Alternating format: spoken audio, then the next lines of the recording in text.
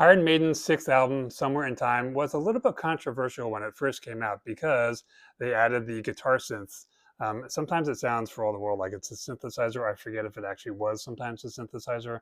Um, and that's one of the things about this album. It sounds a little bit thin in the guitar tone, and if there's something negative about it, it would be that. It's not the most powerful sounding album, certainly. However, check out the cover. This is arguably the single greatest album cover. Not so much because of the cover, but even the back cover. This is relatively small, but back in the day when I had, the physical albums, the hours I would spend looking at the back of that album because there's all these little nods to other albums like the Aces High Bar. It's got the little pyramid in the middle for the previous album. So you can really spend a lot of time just staring at this and seeing all sorts of cool stuff. One of the things that I thought was a little bit not cool and almost dorky, I don't know where they got these vehicles that they're in the middle. These pictures of them. I always wondered where they did this photo shoot. The photos are reasonably cool, but the vehicles are kind of dorky. Especially this one, you can see most of the vehicles in that one. This is the second album where they've got the classic lineup. But I think this is also one of the best written albums.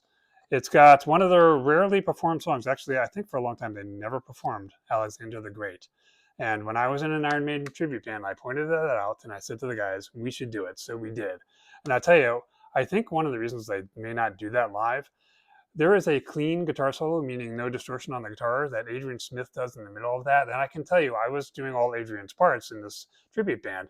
That solo is a little tricky to get right because it's almost floating in free time over the rhythm in the background when the rhythm is very set. There always comes this moment where the lead guitar finally rhythmically locks into the background music. And when I was playing it live, it wasn't so much that I was stressed, but once I locked in, I was like, okay, now I can just go back to just having fun on stage and playing this song. Some great songs on here. The title track, of course, Wasted Years, one of the greatest Adrian Smith epics. The Loneliness of the Long Distance Runner, arguably the longest title. It's hard to even say that. I thought that song was underrated personally. Stranger in a Strange Land as another fantastic Adrian Smith and Bruce Dickinson song.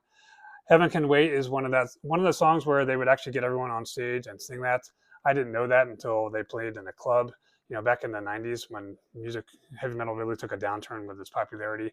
I actually got to see Iron Maiden in a club without Bruce Dickinson or Adrian Smith.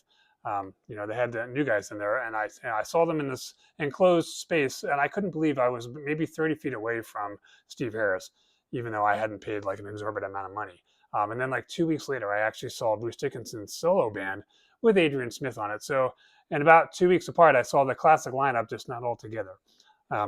Definitely a great album you should check out if you don't already have it.